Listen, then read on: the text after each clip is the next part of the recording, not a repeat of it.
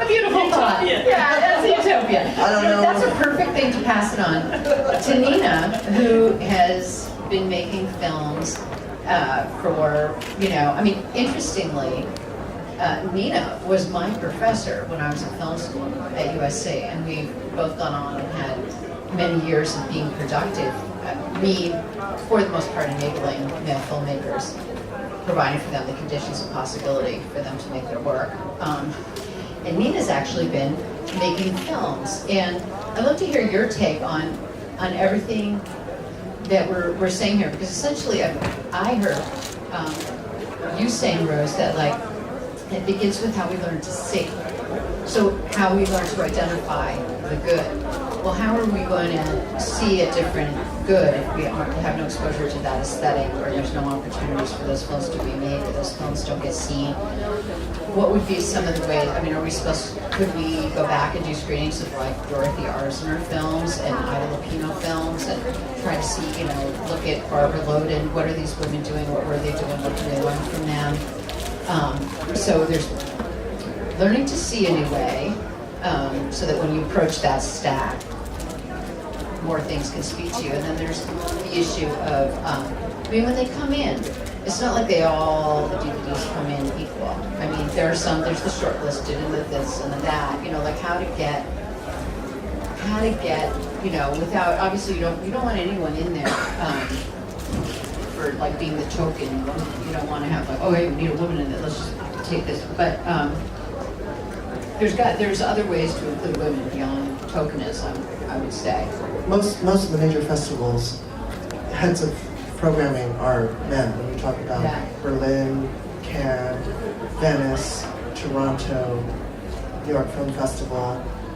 There are 3,000 film festivals in the world, and if you go through the list and see how many women are heads of programming, not just curators. And curation is film is a dialogue with the audience, and when I see a film, based on my background, I just have a different response than somebody with a different background, whether they come from a different ethnic group, a different age, or a different gender. So. Okay, well, so what do you think, Nina? I could talk for about 10 hours on this I'm topic. gonna give you like 4 minutes. Okay. Well, first I just wanted to comment on what Marianne said, because I don't know if I understood this right or wrong, but you're saying that the conditions have gotten worse. The industry's in crisis, which probably means the budgets are lower, so now you have more women making the films because they're willing to work under worse conditions. Am I hearing Not only the worst conditions, but I think they are that they can create things. They are more creative in finding ways of making films. Like we have a woman producer here, a very young Egyptian woman producer, who was sitting right there, who produced Yomedin, which was in competition last year. And so this is, okay, she started in the States, all right, but she has the strength, she has the capacity to create. You see what I mean? Yeah, it's very hard. I just was wondering if it's one of those things. I know in Russia, there was a time where all doctors were male and all nurses were female. It's still more or less that way in the United States. And then when women started becoming doctors, the status of being a doctor went down.